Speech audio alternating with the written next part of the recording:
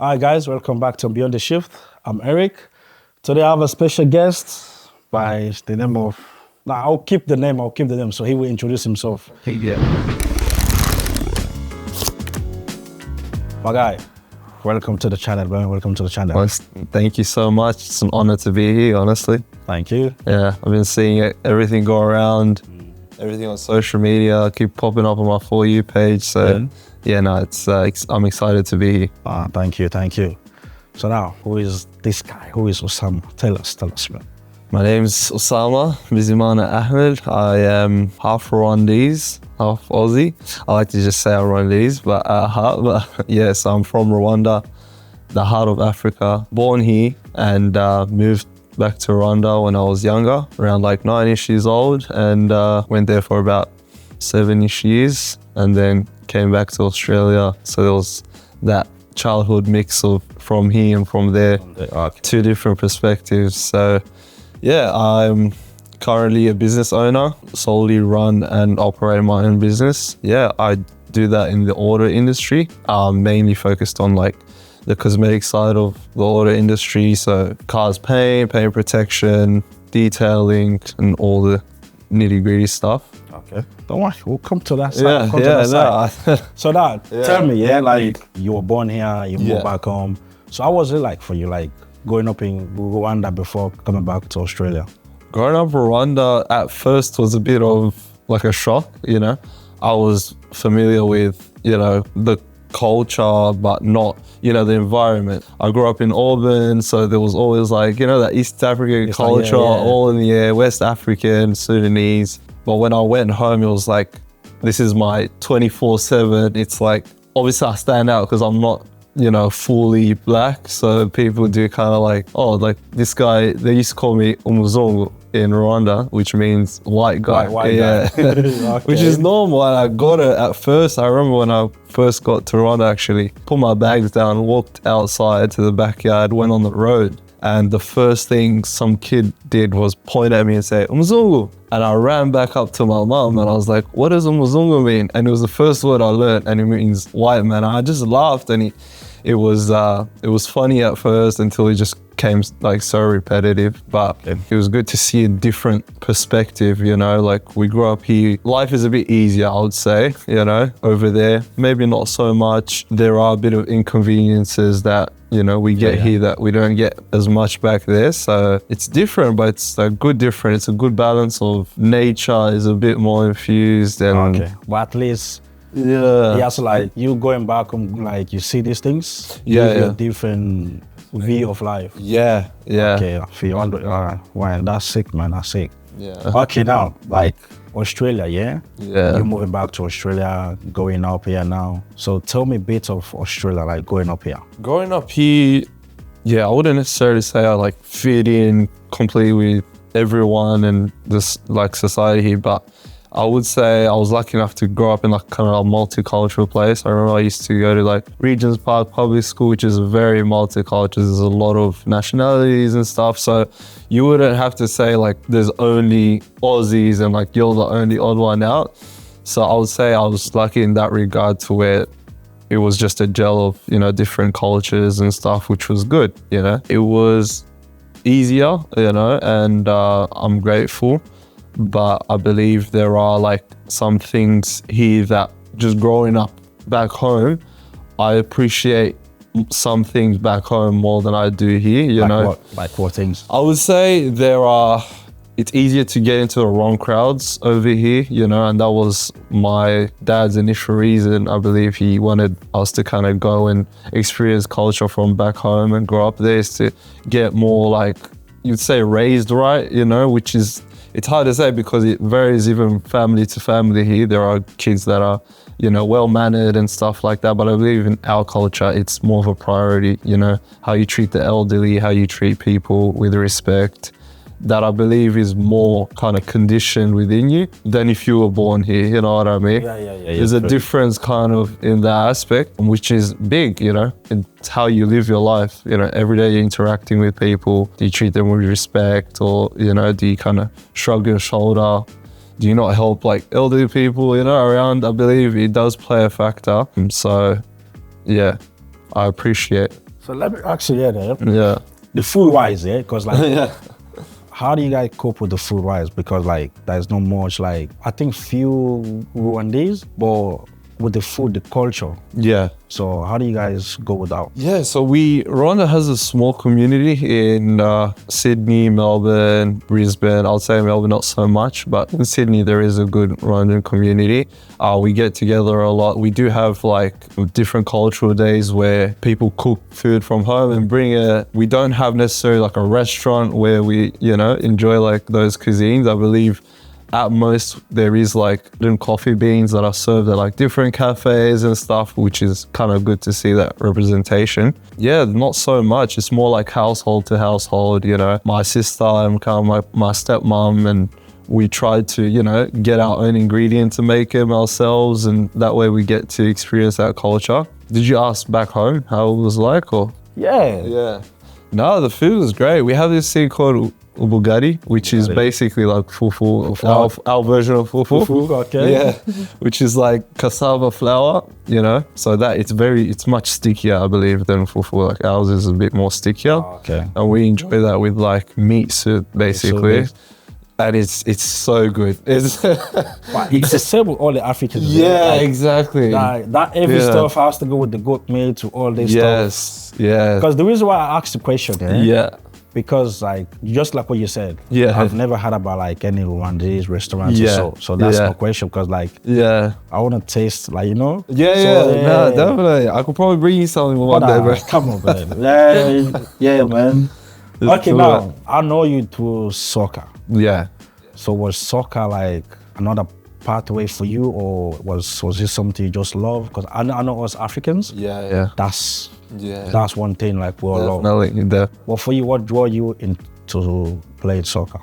So I think one of my introductions like soccer when I was younger was I used to like my older brother used to watch football in his room, and I used to kind of just go in the backyard, put 2 bins on the side, make my brother stand in goal, and I'll just like shoot. And that was like my soccer before I moved to Rwanda. But when I moved to Rwanda, that's when things like completely turned, because there it's like everyone's crazy about it.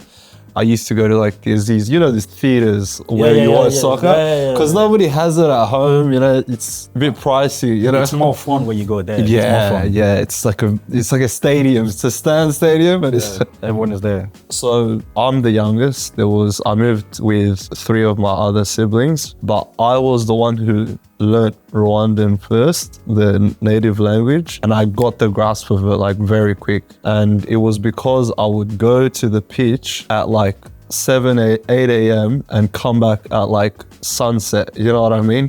Just covered all in like brown dust. All my shoes are missing, my clothes are ripped, but I've just been playing soccer all day and interacting with people swearing at me. You know how football is, and it's rough, and it's a lot of just like communication. So no, it was good. So that's when soccer just kind of instilled in me, and that was my way of like, I don't understand y'all's language right now, but let's just play soccer. That's something I do speak. And there was gaps of, obviously I was 9 when I moved there, and soccer was like something that I picked up probably a bit later than you would necessarily, I believe. When you're like 5, you would just start playing around with it. But then I went to like boarding schools in the different countries. So I went to Uganda for boarding school for a few years, and depending on the boarding school that I moved to, it wasn't necessarily a priority, like sports in general. It was more like, you can play in your own time or with, 4 other mates that enjoy it, but it's not a priority for us. But there were schools where I did represent the school team, and we actually did take it serious. But there were gaps in there where I just wasn't playing as much soccer as I wanted. Okay. Yeah. So now, let's talk about the business, bro. Yeah. What pinched you, or was this something you were like, okay, I want to be a business person, I want to be like, you know what I mean? So what makes you jump into this thing? So I wouldn't be afraid to say I did want to pursue professional football and get to the highest level possible. We all had that ambition, I believe, especially like with our background. But I definitely pursued it more than I'd say the average person. I went overseas and I played in like 2nd division Albania and stuff. I was trying to move around Europe and kind of pursue that. COVID did put a break in things, and it was just hard to kind of break in. But I believe when I did get back from Albania, I remember just like I was in between jobs and I just wondered like, what am I gonna do, you know? And it was a full circle moment, and I'll explain why. Is when I was playing football and finishing off my high school, I went and worked at a local car wash. My mum was just kind of like, probably just get a job for the weekends, right? And funny enough, I used those 2 days of working, I would put all my money into the football academy I was paying for, like solely by myself, to then go and get better and, you know, try to pursue that career in football. And I would work even more overtime so that I could like afford rego fees. We know rego is absolutely crazy. Yeah. So stuff like that and all these things. And I just found myself maybe taking a bit longer on the cars, where it's like car wash is more like, come on, it's volume, get it out of here. My boss used to tell me, you're spending too long on that. And I'm like, but it's not as good as it's supposed to be. But so my boss recognized that and he put me in kind of like the detailing section of the car wash and stuff. And I worked at a different car wash as well. But this was just, you know, to kind of help my dreams of pursuing soccer and stuff like that. So when I got back, I was like, look, what do I do best other than soccer? You know, like, what do I understand? What do I like? I like cars. I like the look of them. I like different models. So I was just like, look, let me look into kind of doing my own thing, but obviously what pays the bills and what is scalable and what can be, I would say more of like a luxury service rather than like just for the average person. Yeah. Okay. So I just decided to go that route. You know, I was still working and I had, you know, that going on the side, setting up websites and you know how it is, like registrations, ATO, GSTs and stuff. And it just took off a bit, you know. I remember getting calls while I was at work. Oh, can you like come do my car tomorrow? And I'm like, oh, I'm scheduled for the next few days of work. So I would call off work and I would try juggle that until things luckily took off to where I didn't have time to still work. I just had to solely focus on this and it was taken off. So I thought, let me just put all my eggs in one basket and just no plan B, kind of like I did with soccer, you know, and things didn't pan out, but the destination didn't change. It was more the journey of how I got to the destination. So I thank God, you know, I think God played a big factor in it as well, you know. Okay. Yeah. But, you know, when I think I was scrolling from Instagram, yeah. Then I saw you like, hey, no way, but this guy like he's doing this. I'm like, because like if you go on YouTube, you see these guys from the US, they have their own like car wash thing. Yeah. I was thinking maybe I just came across one of those videos. Yes. So then I look, I was like, wow, he's my boy. Then I was like, okay, this is sick, man. I'm happy for you, man. Thank you. So I want to know, like, I know it's not easy, like starting up a business, it's not easy. But for you, you have the African background and everything, yeah? I know it's not easy for like some of us. Yeah. I want to know for you, like the starting, how did you manage yourself? Like you saving up the money aside, everything. How was that beginning for you? The challenge you faced the beginning, like to put everything in place. How was it for you? Real, like, you know, you don't even realize what's happening, you know, you kind of look up at the phone, it's like 2 a.m. and you're stuck on this like website and setting up these services and like handling the calendars, and it doesn't feel like work as much because I know that it's something that I want to do and I'm responsible for, you know, like nobody else is gonna like tap me on the shoulder and be like, hey, are you putting in enough work? This is solely up to me. And I realized that because of my background in soccer, you know, because of my background as like, you know, African, you know, I understand that we don't get given stuff on like a silver platter. We might have to put in a bit more work on that. So I believe me pursuing my soccer career helped with that, where it's like that discipline aspect. So I would have to do the ugly stuff, but in order to get things looking good and, you know, moving smoothly. But yeah, it was tough. Luckily, detailing is not as big of an entry point. It's not as big of an entry barrier.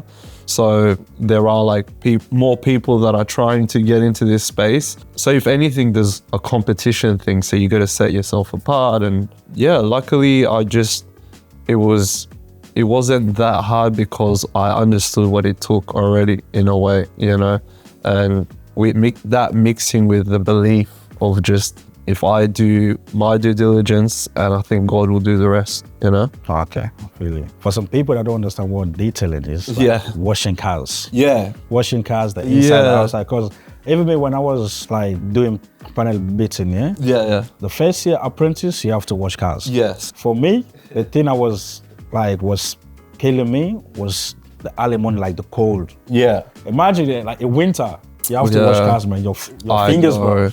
I know. So I want to tell me, for you like a solo owner, how do you go with those things? Like you do everything is by yourself. You have to show up to wash cars. You have to go to these places. How do you balance yourself? How do you manage? I think like working smarter instead of harder, I put systems in place that just kind of ran autopilot. I had the website that was designed to just take bookings and schedule my calendars for me, to where not all I had to do, but a big part of what I had to do on that day was to just show up in a professional manner and give the best service possible, like customer experience from the moment that customer reaches out to the, thank you for, booking with us. It was, everything has to be professional, and customer satisfaction is like a top priority, because I believe that helps you stand out. I would say in Australia right now, the culture is not very like giving the best customer service, but I believe that also plays in like kind of the African side of things where, we have a good sense of hospitality. If somebody comes in, you welcome them into your house, and that plays a part. I understand.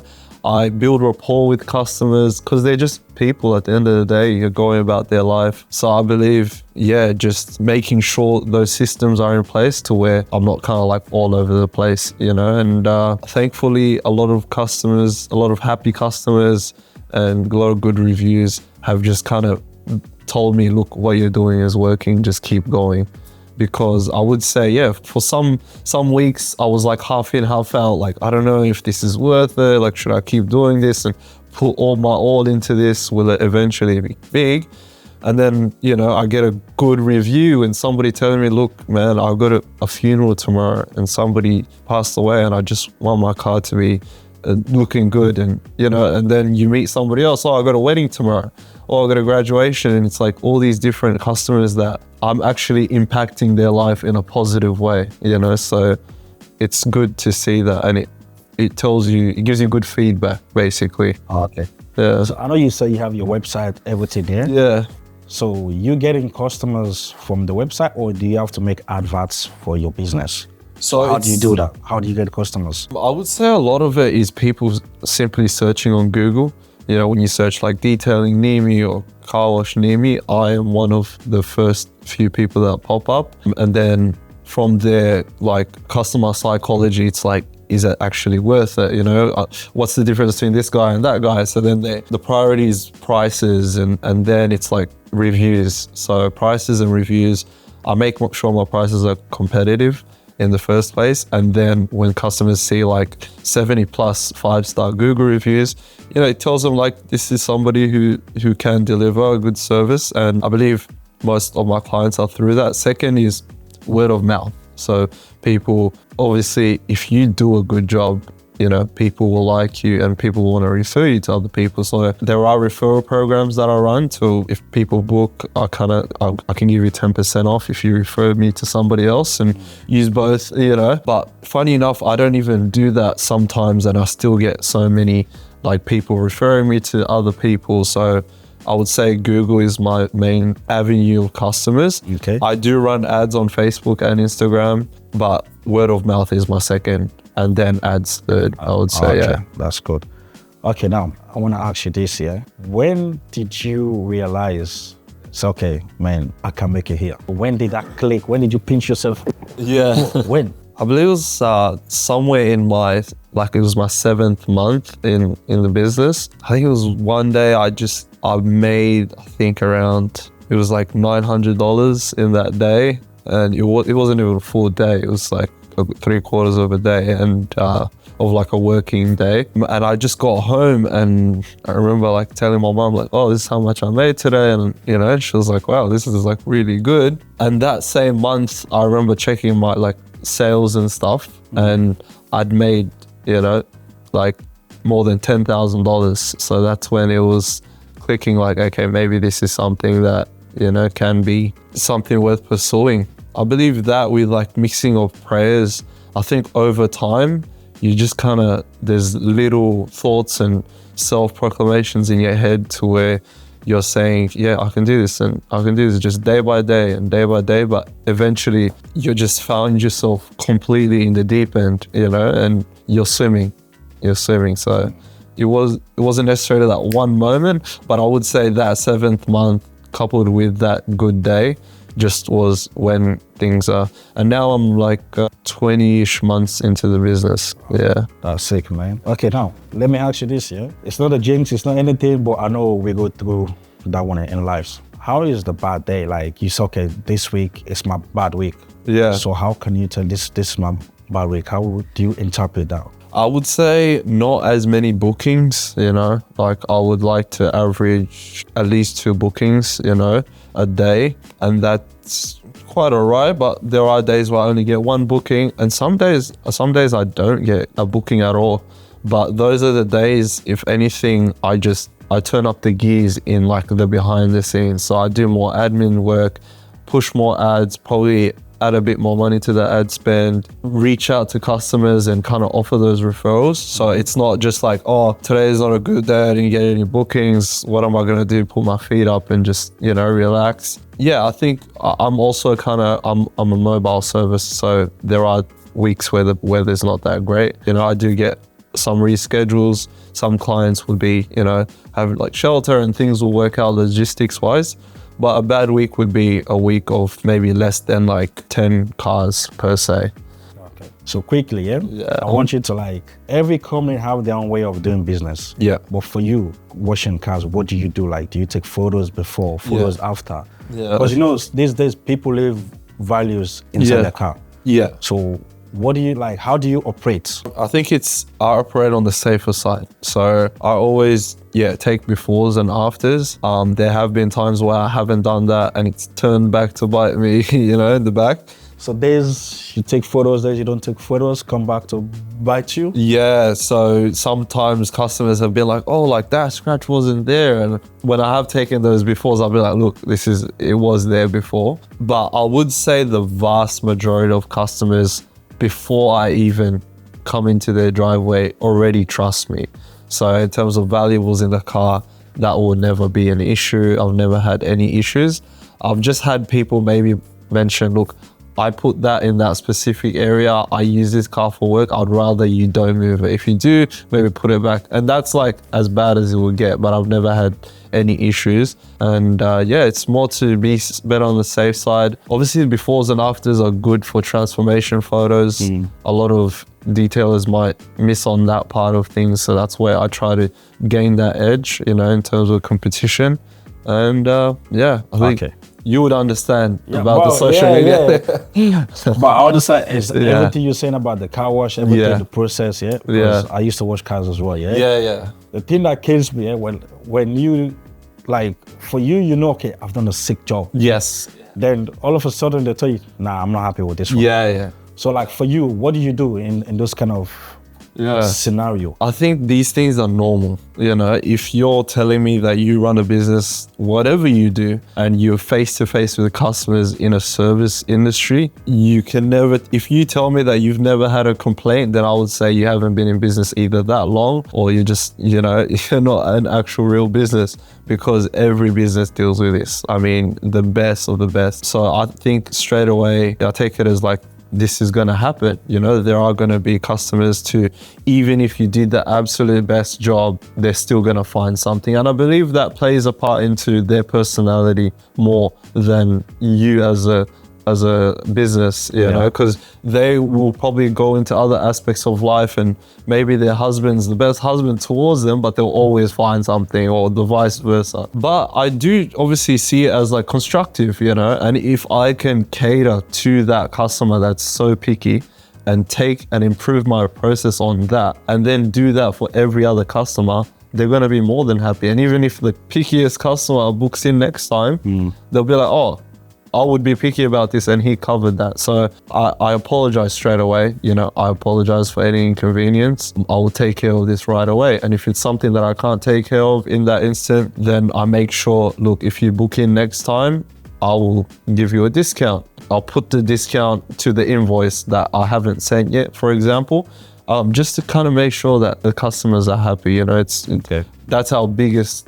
as a service business, it's more like the customer is the number, like the key ingredient to the business. But you know the funny thing, what you're doing now, this car wash thing, yeah? So I was having a conversation with a friend of mine. I was like, bro, like, I want to do car wash thing, blah, blah, blah. I was thinking about, not everyone is happy to you to come to the places and use their water. Yeah. Do you give them discount because you're using their water, the electricity?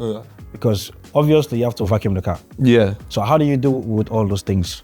There are like different routes. I would say I've never, ever had a customer have an issue with me using their water or electricity. It's kind of like plumbing or electricians, especially home-ish service like pressure washing and window cleaning. We're going to use your water because we're not going to carry around a 200-liter tank in a capacity van of like 800 kgs. But I would say we don't use more than like $2 worth of electricity and water combined. Okay, now, yeah, I want to know, like, what keeps you going, bro? Like, what keeps you going in this industry? Yeah, like I said, I mean, the positive reviews, the impact that I'm having on these customers' lives, creating a convenience. I believe things are shifting towards more that mobile service, and that's why I chose this. So yeah, I see all these like, you know, economic kind of trends going up, and I'm a realist. I don't like just go off hopes and dreams. So I'll always look back at the numbers and make sure like things align. And it's tough right now, especially in Sydney. I know prices are through the roof, and not everyone's willing to like fork out maybe a few hundred to get their car taken care of. But yeah, I believe that, and just coupled with, you know, my relationship with God has been like a very big thing to where He's providing for me and helping people in return. I am doing everything the right, honorable way, and I'm not cheating anyone. So that gives me, you know, a good mental space to just keep going. Okay, that's good. That's good. So I want to ask you this, yeah? In the bigger picture, are you thinking of like expanding, employing people? Yeah, so right now I do have like people that I do get to work with me, like maybe other detailers and stuff like that. And yes, some days when it does get crazy, I do have workers with me just to kind of ease off the load on my end and be more efficient. And yes, I do intend to employ more people and expand the business. But yeah, it's just a lot of logistics that comes with that. Hopefully get somebody else to run the other van and do those routes, and mainly focus more on the retaining clients, the maintenance clients that we have, and I will focus on more the first time clients and stuff like that. But yeah, I have been to Melbourne in the work van actually. I had a few bookings lined up there, so I went there for the week. So interstate as well? Yeah, so it's not something that is obviously realistic. But when I did go over to Melbourne, we had like a little customer base that we just kept booking, and we're just like, look, if you were here, we would have booked you like for every other week to come. And I'll be like, look, it's not happening now, but I'm not saying it will never happen in the future to where we expand and have a van running over there, and, you know, a complete branch over there. It's very doable. And it's a good market over there in Melbourne. So shout out to my people in Melbourne. And it's looking very realistic to where we have 2 vans currently running here, but nothing's stopping us from finding a good employee to just really focus on maybe Melbourne, for example. But, you know, you're like, everything you're saying, yeah? Yeah. I'm just picturing that guy in Punchbowl Park, kicking the ball. Yeah. Wait, by the way, yeah, if you don't mind me asking, how old are you again? 25. 25, this guy is like, making his own pathway, everything is there. But nah, man, I should be the one appreciating you, bro. Because like what you do for a young guy like you to like have this mindset and see the gap and say, okay, look, I want to jump in big. Because in African community at the moment, you see, like I'm not trying to cry communities down, but we see our brothers, sisters, they go in different way. So you know, but for a guy like you, still finding your own way, but you see this, you say, okay, let me try to grab this opportunity now. You're thinking of expanding. You're thinking of employing people, man, which next 1 year or 6 months or so, more young boys, I would say more young boys would jump in as well. Like, you're gonna change life. Man, shake my hand, appreciate it, bro. Thank you, man. Thanks for this, bro. No, all good. I appreciate, like, bro, you've got this thing, you know, I've seen how hard you work and like you're so consistent, which is actually, it's motivating to me as well, like especially in the social media side of things. I wish I was a bit more sus. So now, let me ask you this. I know there is a kid out there watching us or around the world or anything, like they want to start their own business. So for you, 25-year-old guy, what advice would you give? I think for me, a big thing was my relationship with God, and that can be different for different people, but I believe just for me, that really instilled these core values and beliefs that helped me regardless of whether I was climbing mountains or building cars, you know, no matter what. I believe just that constant reevaluation of yourself and who you are, I believe, and making sure that you're getting better each day. And that's like in all aspects. Don't ignore any aspects. But there are going to be imbalances where you focus more on like certain aspects, maybe your spiritual side or maybe your financial side and your relationship side of things. And I believe when you just have these foundations set in place as a young person, you know, no matter where you go, like I was in the north, some town in the north of Albania in like Eastern Europe. Like, what am I doing there? You ask me, I don't know, but I'm just trying to constantly get better and I'm pursuing my goals and dreams that, you know, I believe to be able to provide for my family in the future. You know, I have a good why. You know, I want to be able to help my family. I want to be able to provide for my future family, and that's what keeps me pushing. And whether it's pursuing professional soccer or starting my own business, I have this one goal that I want to achieve. And when things can change in the route, like maybe I'm not doing the car detailing in the, you know, in the next few years, but trust me when I say I would have either, you know, climbed onto something else, but it would be within the same amount of hunger and ambition and in the right way, you know, making money without, in an honorable way. And I believe your core values, working hard, you know, constantly reevaluating, like sit down with yourself and write down like, what has my last month look like? If I continue these months for the next few years, will I be happy with what I see in the mirror?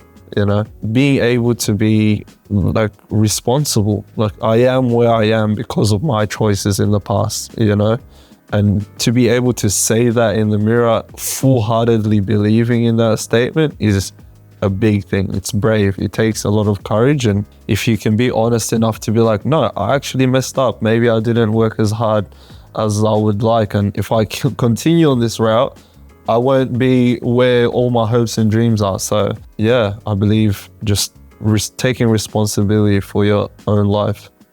That's cool, man. So now if someone want to wash the cars, want to clean in, how can they contact you? What's the name? So you can find us on Google by just simply Googling Glowcast Detailing. It's GLOCAST.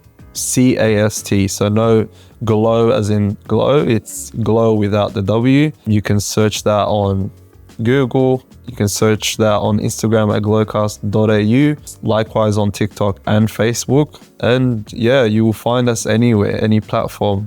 maybe not so much Twitter, if that's still, or X. I'm going to drop it down. I'm going to drop everything down. So you guys will look him up. Then maybe in the future, we would have discounts. You know, maybe. Discount. Maybe we can work something out. So now, before we go, like I said, I always ask my guests, beyond the shift, because you, like you said, you've been to, like you went Europe, you chased the dream, everything, yeah? So for you, beyond the shift, in your own way, like in your own field, what beyond the shift means to you? I would say all the no's and stuff, you know. We face a lot of rejection as like entrepreneurs, and you know, I remember the first few months of business, and still to this day we do like door knocking, you know, door knocking as like a sales, door-to-door sales and stuff, and those no's, and obviously reaching out to different companies and stuff. I believe those no's add up to like a yes. It takes, you know, a few yeses to make all the no's worth it. So I think going above and beyond and seeing the bigger picture of like, this will pan out. And if I just keep on knocking at that door, you know, I would eventually prevail. And this podcast will be, you know, one of the leading detailing companies in Australia and maybe in the world, who knows? Inshallah, bro. So my guy, thanks for dropping by. No worries, I appreciate it, man. So I know maybe in 6 months time or so, when I text you again, hey, my guy, let's do a follow-up, bro. Let's see how how big the business is. So man, once again, thank you, man. Thanks for dropping by. No worries, bro. Appreciate it. Man, I hope to see you soon. I hope to be back, man. This has been nice. Be back. This is your platform, bro. This is your platform. So good. This is your platform. So good. Guys, like I always said, this was a chill conversation. Man. Yeah, man. I love everything about it. Say the brother is hustling to a 25-year-old, never give up. So I know you watching us out there. Don't give up in anything you're doing. The dream. People might be laughing at you. People might be saying these things, but you have a goal. Just keep going. You know? Like I always say, subscribe to the channel, like the video, turn on that bell. And once again, I'm Eric. This is Beyond the Shift. Let's Soldier. See you.